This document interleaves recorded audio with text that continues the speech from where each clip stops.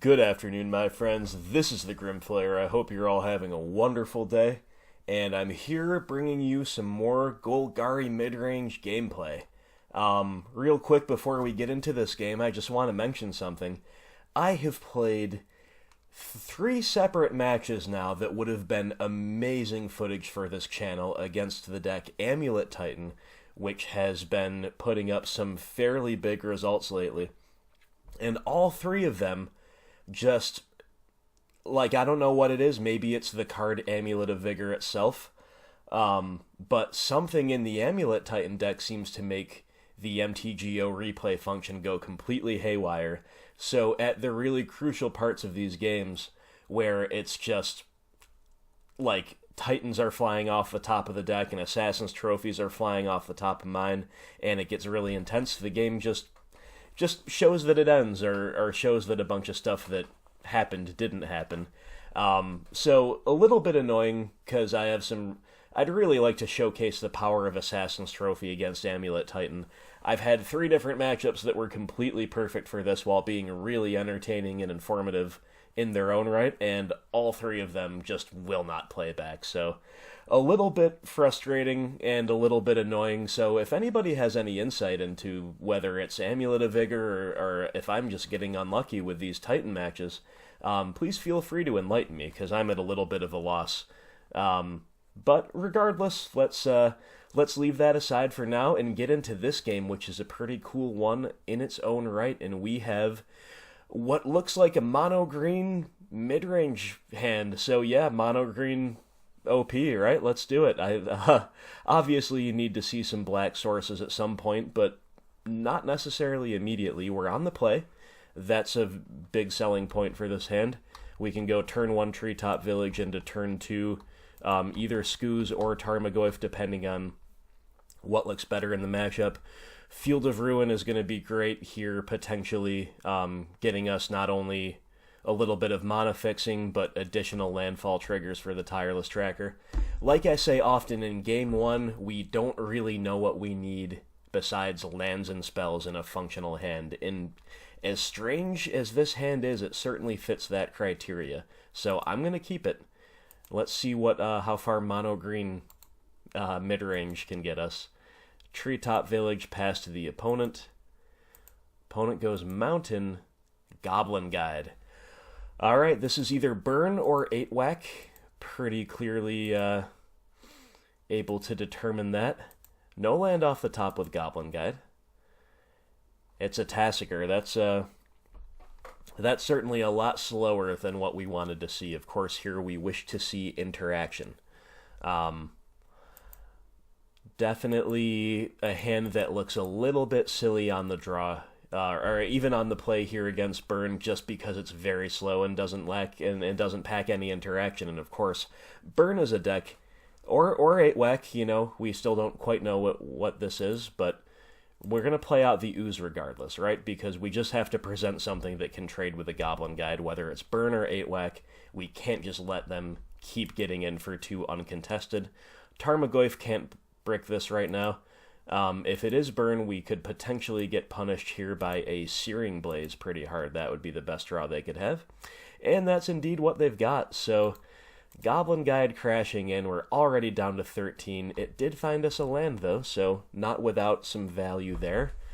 That said, the fact that we've been on mono-green lands thus far means we cannot quite play the Lily and edict that thing away. So what do we do? Well,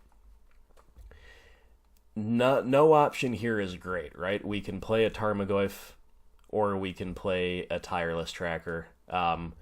It's not as bad here, in my view, to run out the Tracker on 3 as it is in most other matchups, because we are unlikely, especially given how slowly we've started, to be able to leverage the Tracker in a meaningful way. We just need to stop the bleeding right now. We need to present a blocker, and if they can deal with it, they can deal with it, but that's what we need to do. So playing either one of those out is viable, but I'm just going to play the Tarmogoyf.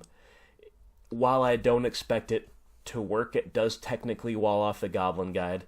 It does allow me to get value out of the Tracker, even though, like I just explained, that's not a huge priority. And it's not as mana efficient, but that is alright. I think this is the better play. That said, just a 2-3, it's a little bit excruciating to expose it, and yeah, they're far enough ahead that, when a burn player has to point a burn spell at a creature in general, you feel okay about it, right? But they're far enough ahead that this looks pretty bad for us, so they're going to fetch. They're going to play out another Goblin Guide. Yeah, this just gets worse and worse. We are in deep, deep trouble here. Now, these Goblin Guides are kindly, hitting a bunch of lands for us. That's a pretty good thing, and even though we're getting wrecked pretty hard right now, man, we really have a good burn matchup, especially compared to most other BGX decks. We get a lot of free lands off Goblin Guides. We can usually handle a Goblin Guide absolutely no problem by walling it off with a big Tarmogoyf or another big threat like Tasigur, or with just pointing one of our million kill spells at it. Liliana Edict is an out to that too. Our mana base is so painless. We've got 2 main deck Collective Brutality. We are well equipped against burn. That said, sometimes these game 1 hands that you just keep because they're functional, a lot of them don't line up the best against burn, and we are seeing that in stark relief at the moment. So, man, Thoughtseize is a pretty bad draw. Like, yes, it can technically save us a point of life by, or maybe even 2 points if we could take away a Boros Charm, for example. Still not a good use of 1 mana. Still definitely not a card we want to see. We wanted to really see Collective Brutality there. That would let us really dig back into the game with a nice little... it's not really a 3-for-1, it's a 3-for-3 because we're trading evenly on resources even when we escalate, but man, is it a profitable 3-for-3 for us in this type of situation with a handful of stuff that we just won't have the time to play out. Sadly, we drew a Thoughtseize instead. Couple options here. We can go Tracker into land. We could Thoughtseize and then just play a Tracker for no value, or we can run out a land and play a Tasigur.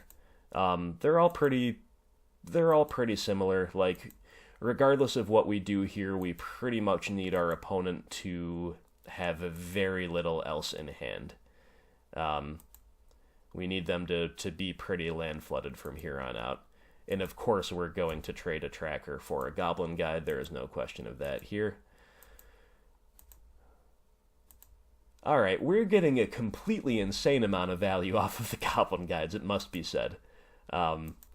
If we can just stabilize our life total, we have the value to, like, bury burn forever. We just need to stabilize. That said, we're already at 7. They've got 4 cards in hand. Grim Lavamancer is a decent one. And they're going to Lightning Helix us. We're down to 4. Yep, and we draw Maelstrom Pulse. Okay, I mean, that's a card. We pretty much need to get the Lavamancer off the table at this point. Like, there's not really any way around that.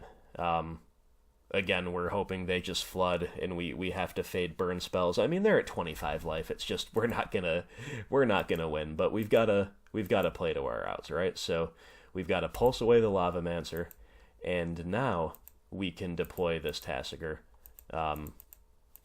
That's actually a pretty decent turn for us, right? Pretty solid turn, but again, we're just way too far behind. Like, we need to fade burn spells off the top of their library for many turns in a row, and they're just going to have it right here and now, it looks like.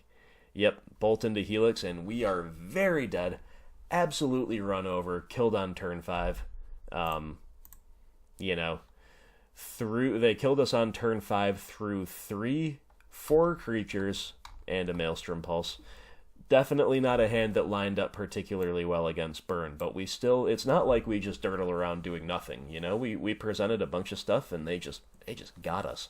Their draw lined up really well against what we were up to, so not much we really could have done differently there besides mulligan the opening hand, and again, I don't think that opening hand is a mulligan. You have no idea what you're up against. You've just got to keep functional hands with lands and spells.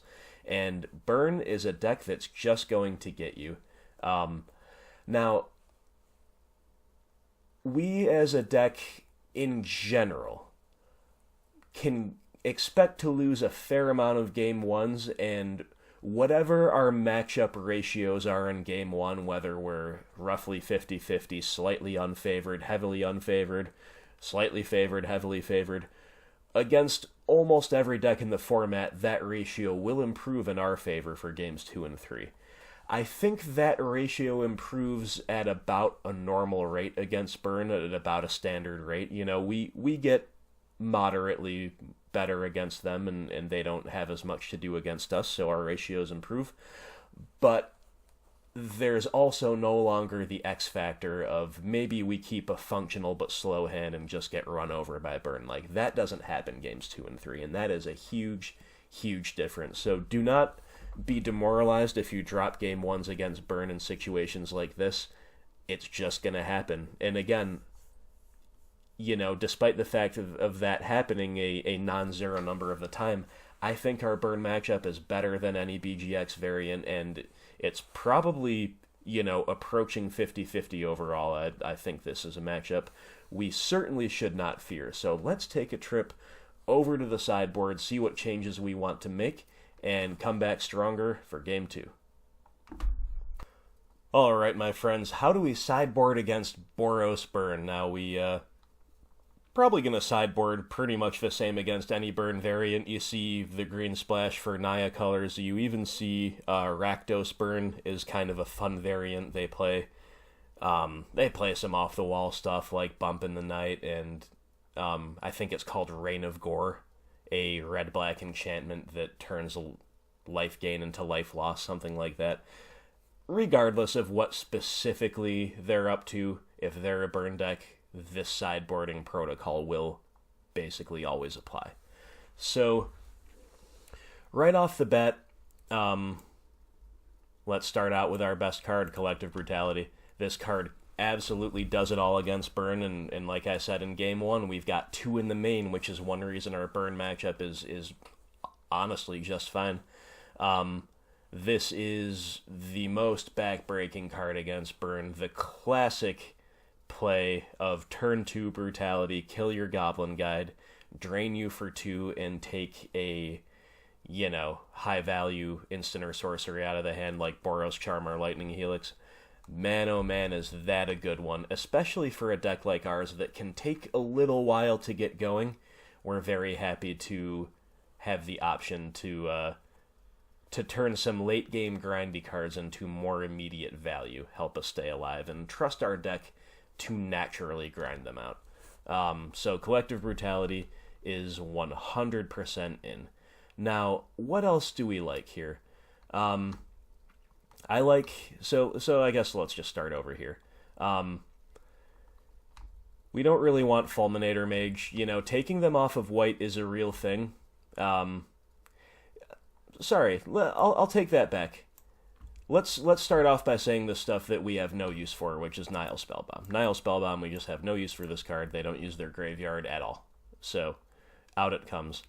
Now, we'll make a little maybe board section over here, and most of them won't come in, but this is instructive in case you're playing a Dark Confidant variant. So, spoiler alert might surprise you. Anything that says you lose X life comes out against Burn. So Thoughtseizes and Bobs have to go. So if you're on a Bob variant, maybe you want to dip into some of the maybe board cards I'm talking about, even though they might be pretty poor overall, and they might not be good enough to make it in this specific Tireless Tracker build. But we'll talk about them nonetheless, right? So Engineered Explosives can be a maybe board card. Like, it's not great necessarily, but it's definitely not bad either. Like, this is... you know, if they're on multiple creatures like Goblin Guides, and Monastery Swift Spears are the big offenders, you know, this does have 2-for-1 potential. That said, our deck is already packed full of spot removal. This will usually just end up being another clunky form of spot removal. Still definitely worth bringing in over Thoughtseizes and Dark Confidants and anything else that's in your BGX deck that might not be good here. Or might be actively bad, I should say.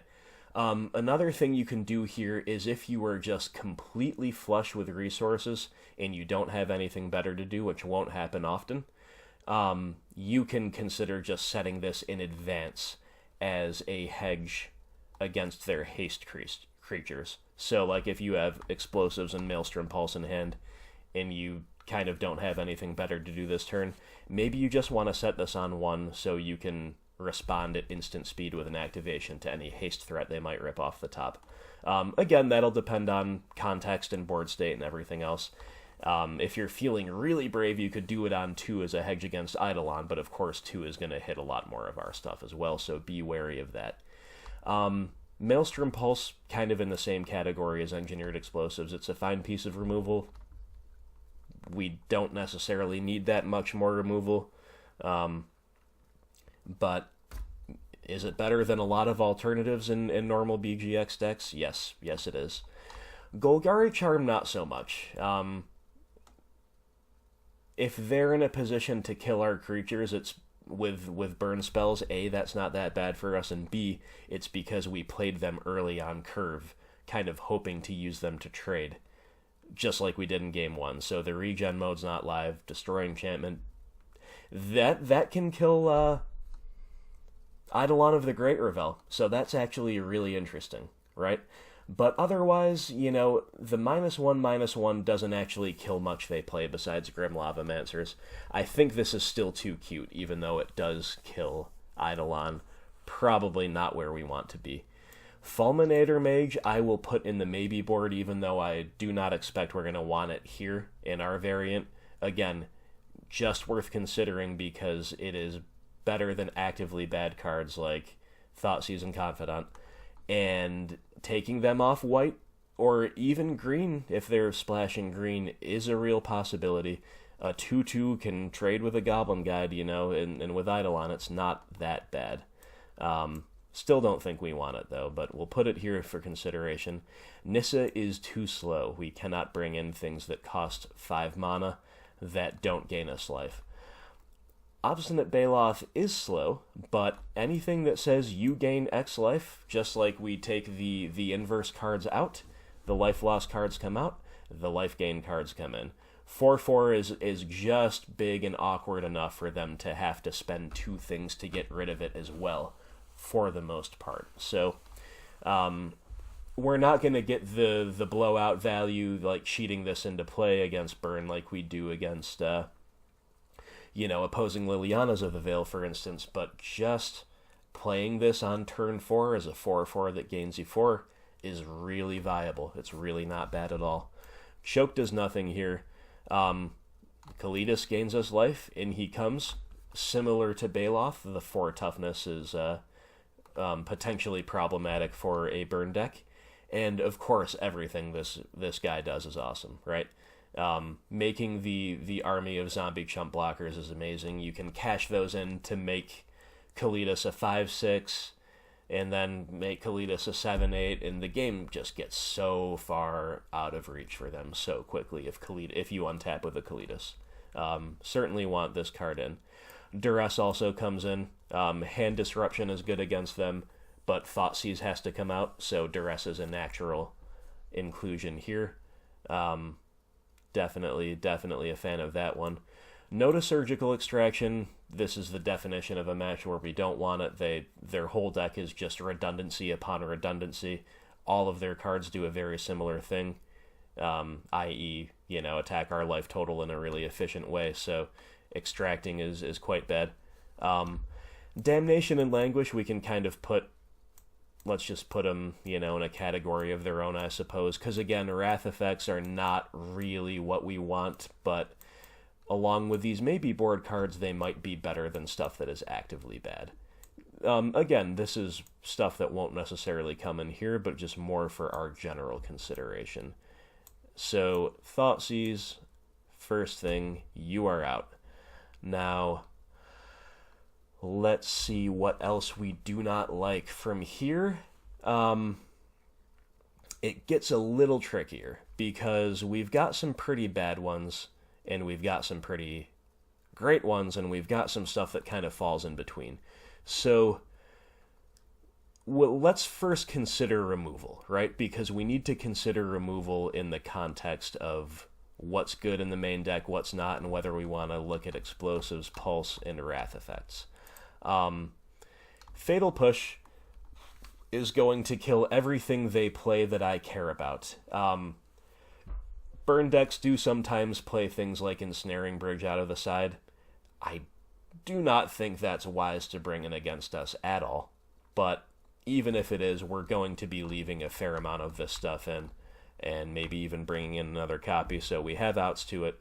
So I think we mostly want to be concerned with our spot removal killing creatures, because they're the things that kill us in their deck. Fatal Push is going to do the job just fine. Fatal Push, Collective Brutality are our best pieces of removal. Abrupt Decay I like, just because it's going to be a 2-mana Fatal Push that also happens to give us an out to stuff like Bridge if they have it. So I'm happy to leave Decay in. I'm happy to leave a Pulse in. It's a little clunky, but the 2-for-1 potential can be nice. Assassin's Trophy is the worst piece of removal because all of our other stuff hits just about everything they're doing anyway, and the ramping them can of course be bad. That said, it's not maybe as bad as it looks simply because it's an instant speed answer. Like, instant speed against their haste threats is quite relevant. So if we were to cut some removal, it would probably have to be a trophy or two. So let's start just by putting these over here as potential outs. Inquisition is completely great. Those stay in for sure. Just get a little more organized here. Scavenging Ooze gains life. Completely fantastic card. We want to be actively killing their creatures anyway. Even if you activate this twice, it's now a 4/4, which, as I've mentioned, is clunky as far as their removal goes. Very, very tough to cleanly answer that. And yeah, definitely Skooz is great. Goyf is great. But we want to keep as much interaction as possible. And we have brought in 2 threats already, right? So we kind of want to trim down on threats a little bit, if you ask me. Here's a matchup where I'm happy to cut a Tireless Tracker. It's just too slow.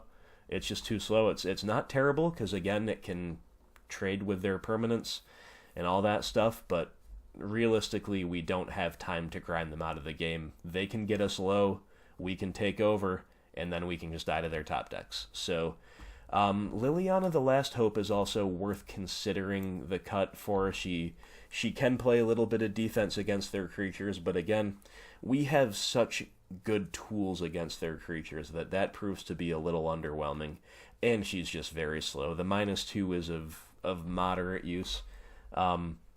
She's just a lot less impressive than Liliana of the Veil here, and yeah, so you could just cut these 4 and call it good. You know, we definitely want to leave Tasigur in here. 4/5 is very tough for them to deal with. He's a good clock and can come down for cheap. That's very important. It can come down for cheap. All of this stuff here, it's also worth noting, dodges the Eidolon triggered ability. Anything that costs 4 or more is our friend, in, you know, specifically when Eidolon is on board. So I like cutting away from the 3-drop slot, simply because they're the slowest and clunkiest things, and they still get taxed by the Eidolon. That's pretty bad. So we have up to 4 cards that can come out. These 3 cards, how good are they? None of them are great, but I think I like Engineered Explosives here. I think that's pretty fine. Let's keep our interaction high, cut these 2 things. This is a fine 60, but do we want a second Pulse over a 4th trophy? Let's say the Fulminator is probably a no here. So, yeah, Pulse versus second Pulse versus 4th trophy. This could go either way. Maybe like the Pulse on the play, trophy on the draw, or maybe that's just too cute and you're supposed to just leave all 4 trophies. I don't know. But we're down to some very, very minor decision points here. So I think this 60 is very viable, and I think this 60 is very viable. So maybe play around with both of those setups, see what you like. But regardless, our 60 is going to look something like that. And even though we did not make that many changes, our deck gets so much better post-side, it's not even funny. Partially because we have some very powerful things to bring in, and partially because now we know exactly what we're looking for in an opening hand. So, if you have any other suggestions for the sideboard, I would love to hear it, but otherwise, let's move on to game 2 and see how this sideboarding treats us. Alright everybody, game 2 against Burn, and we are on the play, which is nice, and our hand is very, very underwhelming, but I have kept it, and here is why. So, number 1, we're still a value deck. Like, mulliganing down is never that great with our deck. And Burn, while we do have a lot of good sideboard cards that you just saw us bring in, this is not a matchup, like Dredge, where you need to find your sideboard cards or you are just realistically not going to win. We can still very easily win with our main deck cards, but certain criteria have to be met in order for us to do so. Now, there's one criteria that's apparent right off the bat. We have more than enough lands to do everything we want to do. We've got all the colors in abundance. We can attack their mana base if that becomes relevant and if we have time to, and it is totally, completely painless. That's honestly a huge thing, huge thing, because Burn decks are generally banking on their opponents, on average, doing, maybe, let's say, 3 points of damage to themselves, as far as assembling their mana in a timely fashion and in the right colors goes. We are going to make sure we deny them that this game, and I like that a lot. Tarmogoyf and Liliana, there are only 2 cards, but they're both actually great. If they point a burn spell, like let's say we don't draw anything turn 2, and we just play the Tarmogoyf on curve. If they point a burn spell at it, that's 1 less burn spell that went to our face. Now they're kind of 2 spells behind, because they have 1 that didn't go to our face because it killed the Goyf, and they miss out on kind of the phantom burn spell they bank on usually getting when the opponent has to fetch and shock. Now, if they have a Searing Blaze like they did, then all bets are off for at least the first part of that, but I think the point in general still stands. And if they don't kill the Tarmogoyf, then we get to follow it up with a Liliana, and she's going to either kill something or start getting cards out of everybody's hands, and they're going to have to deal with her, then she'll go to the graveyard. Tarmogoyf is going to get very big very quickly. So, you can make an argument for mulliganing this. We probably could do better on average with a 6 in a scry, but you know what? I have faith in this hand just on the power of these 2 cards and a painless mana base. I'm going to see how it treats us. All right, now our opponents kept 7 as well. We always want to see Burn mulligan because we do attack their resources, and in general, Burn does not mulligan well. They were not so kind as to mulligan for us here, so the turn 1 Goblin Guide, yep, that's pretty good against our specific hand, and that was kind of the fear, but hey, this is the risk we took.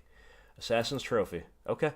So this allows us to not expose our Tarmogoyf quite yet, and here's where the instant speed aspect of Trophy that I mentioned in sideboarding is quite nice, because we're going to get the Goblin Guide trigger before we remove it. Always want to make sure you get the value out of that trigger before anything else happens. Monastery Swiftspear. Alright, this is definitely not good for us, but again, our Tarmogoyf is going to be pretty big when we finally get to deploy it, so that is at least something.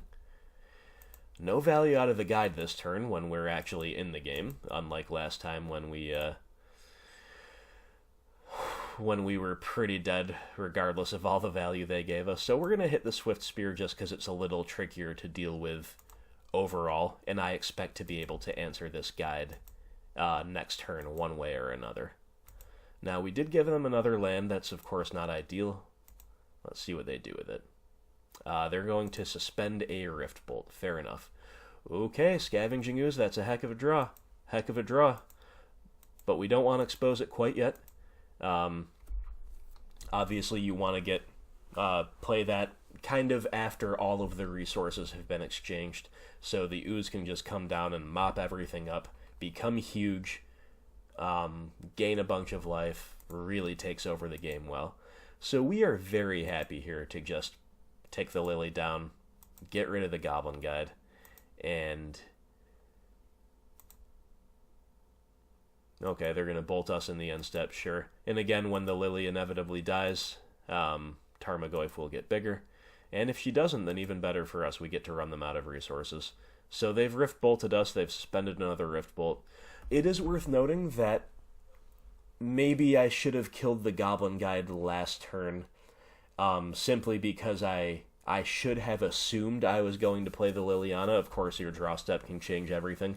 But if I assumed I was going to play the Liliana, I was always going to tick her down and Edict, whatever they had left, right? So maybe I should have just killed the Goblin Guide in order to take one fewer point of damage. That might have been... then again, they could have, instant speed bolted us.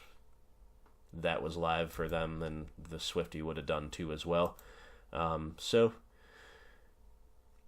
regardless, they're going to play out a land and they're going to pass. So the fact that they are now on 4 lands, granted we helped them along the way there, definitely not bad for us. We want to see burn flooding. That always feels good.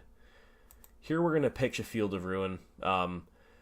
Under normal circumstances, I would pitch the Verdant Catacombs, right? Because it does a point of damage to us and because Field of Ruin can realistically take them off white. But... we want another green source for Scavenging Ooze with this, so we kind of want to keep the Catacombs around. And we get a Lightning Bolt out of their hand. Alright, that's pretty good. It does make me wonder what else they could have. Presumably something better than a Lightning Bolt. But we're going to go ahead and play the Ooze out.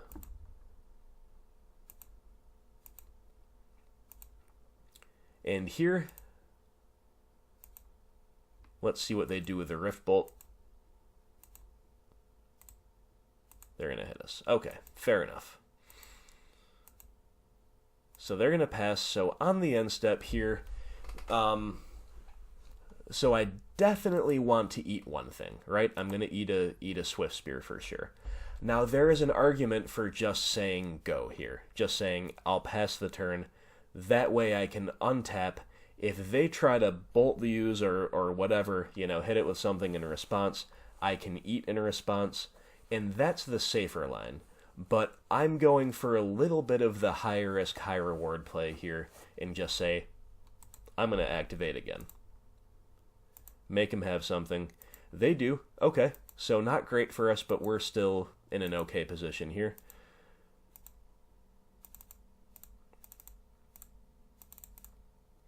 Opponent hits it with a Searing Blaze. Yeah, that's pretty bad. Okay. So... definitely not the ideal situation here. Duress, fine card in the matchup. We draw for that for turn, but it is pretty dead here, right? They've already emptied their hand. We're going to be able to get something out of their hand this turn anyway. Whether or not they can cast it in response is another question. It's another Searing Blaze, so that's pretty fine for us, and of course we will pitch the Duress simply because it has...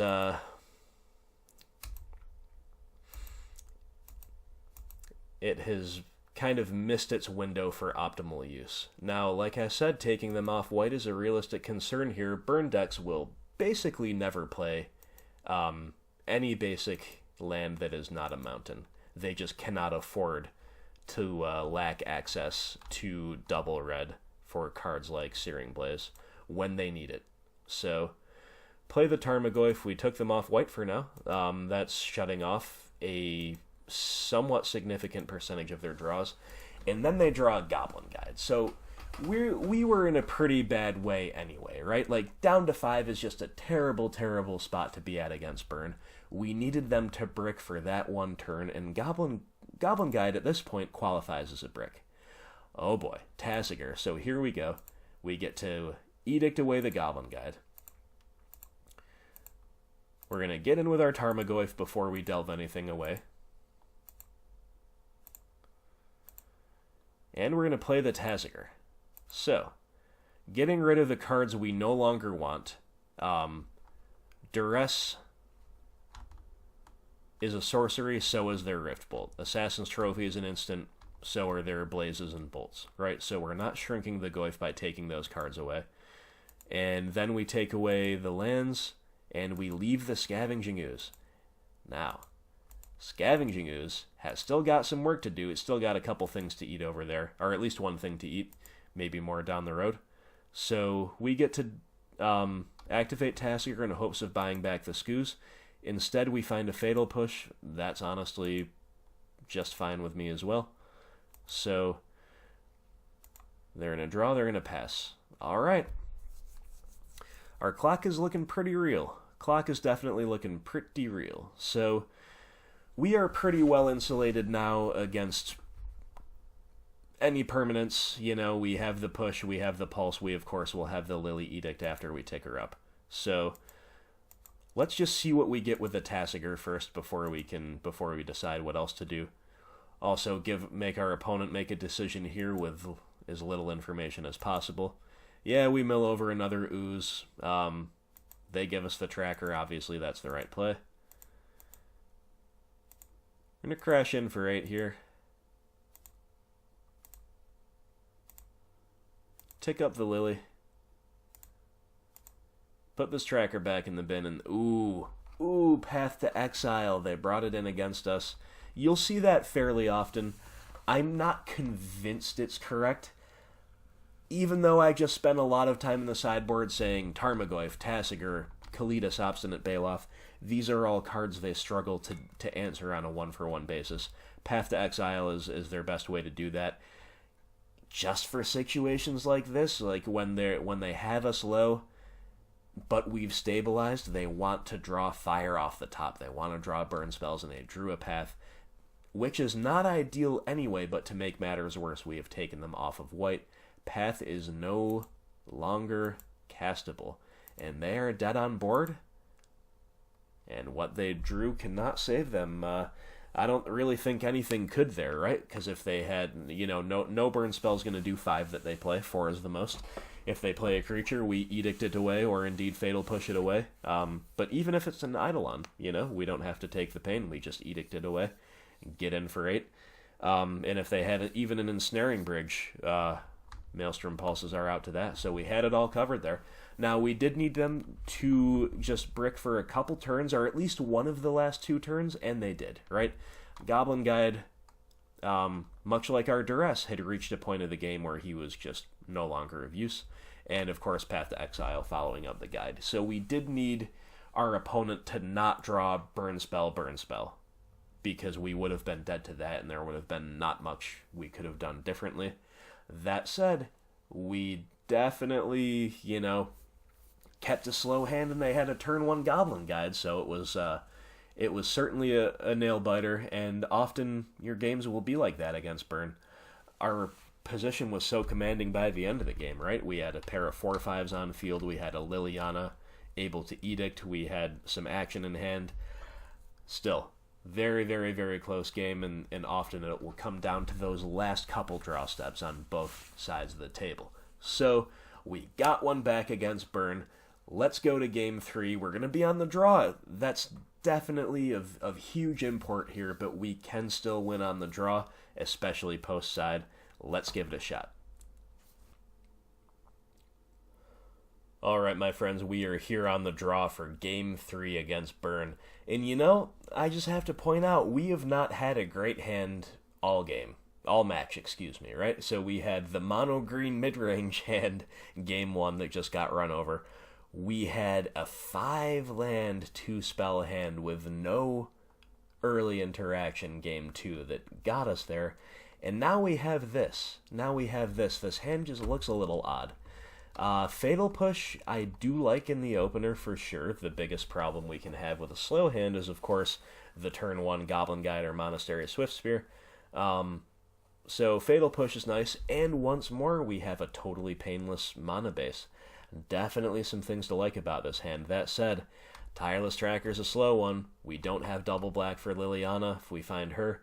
Maelstrom Pulse is also slow and clunky, and Tassiger is very, very good, but whether the game progression will lend itself to casting him early enough to be very good remains to be seen.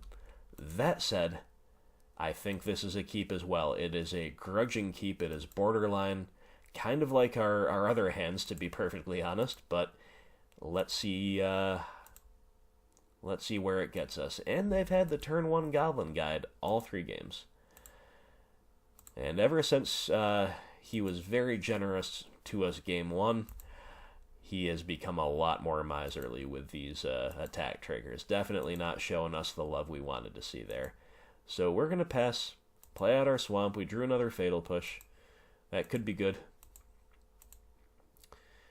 Ooh, Eidolon. Alright, so here they sequence in such a way where if we do have a Fatal Push and we wish to avoid the Eidolon tax, we have to Fatal Push in response.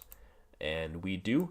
Definitely correct to do that, but of course we don't get the potential free draw off a Goblin Guide. Now, at Scavenging Ooze, we would not have got it anyway. Yeah, Ooze is too valuable to play out on curve into a potential Searing Blaze.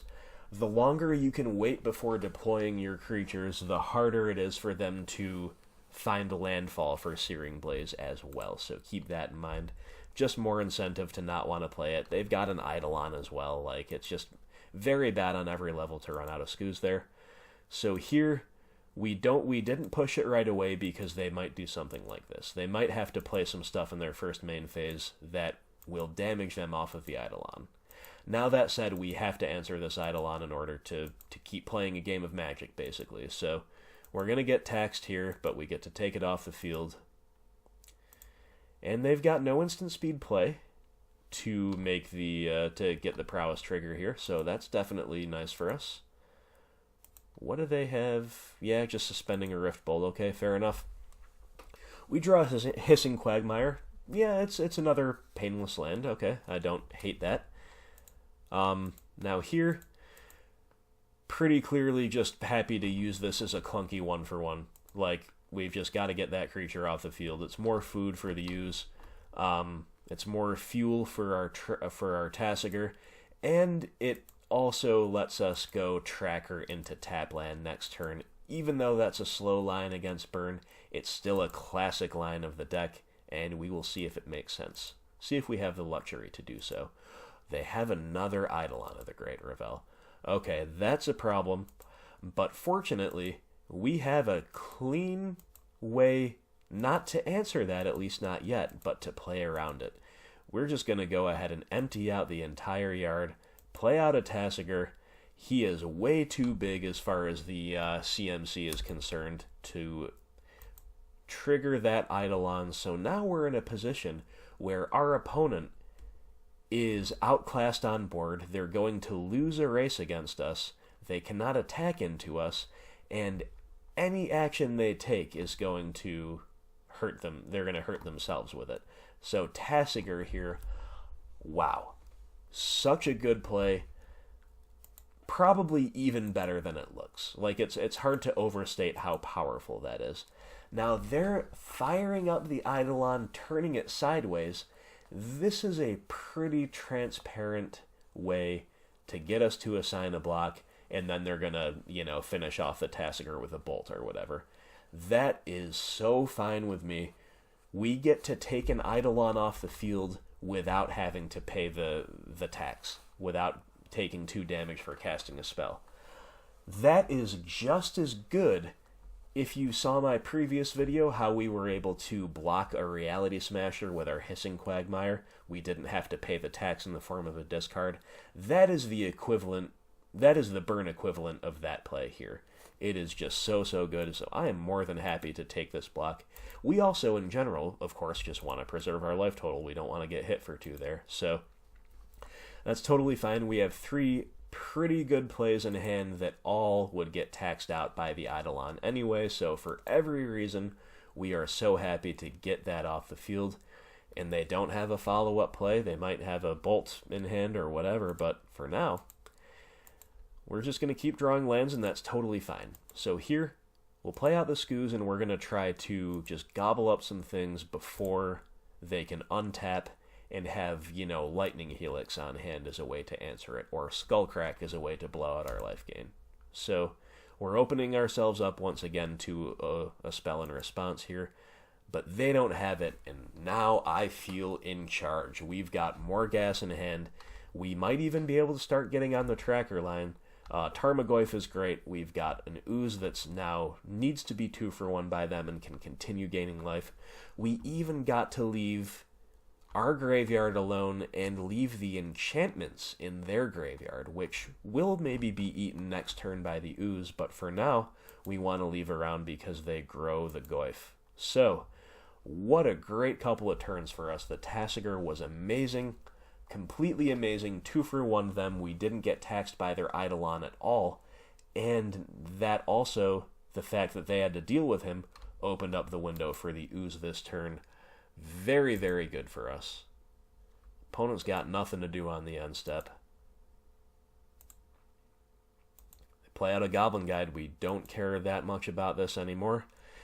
So similar to last turn, if they had offered the attack, we would have suspected a follow-up play to kill the ooze, and we still would have been happy to take that trade. Again, it's a 2-for-1, and again, we cannot afford to take hits. But they don't have it.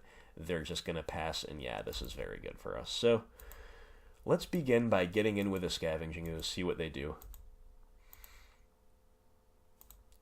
They're not going to take a block. Alright, so this makes me want to just go all in on the Ooze. We're just going to gain some life. You know, they could have a Path to Exile, perhaps, but even so, the life gain is still worth the mana here, for sure, against Burn. So we're going to leave an enchantment around over there. We're going to gobble up 2 things, make it a 6/6. Very, very nice for us. And now, you know, even though it's maybe a little safer to just play the Tarmogoyf, we're happy to just be very mana efficient here. Go Tracker into tap land for Clue. And we're fully expecting to just trade away this Tracker for anything they have. Like, if they want to attack, that's fine. If they want to chump block it, or not chump, trade with it, that's fine. We were just being mana efficient there, but either way, feels like we've got the game pretty well wrapped up. No third land drop for them, they're just going to pass. So they do have a handful of action, but... Alright, we'll start off by cracking a Clue, see what we can draw. Overgrown Tomb for turn was not great, and a Collective Brutality. Okay, this game is over. The game is just about over. Now... even though this is a little weird, you will almost never,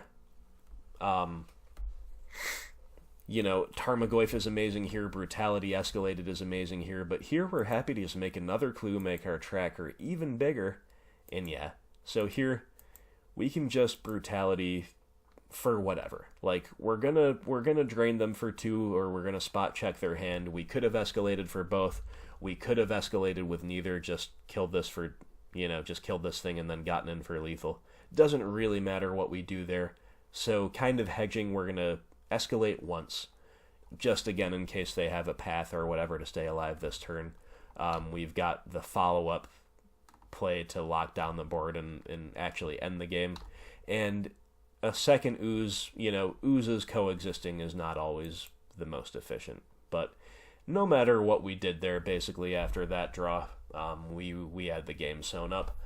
Certainly not in danger of them having any way to get out from under a 6/6 ooze, a 5/4 tracker. We're still at 16 life.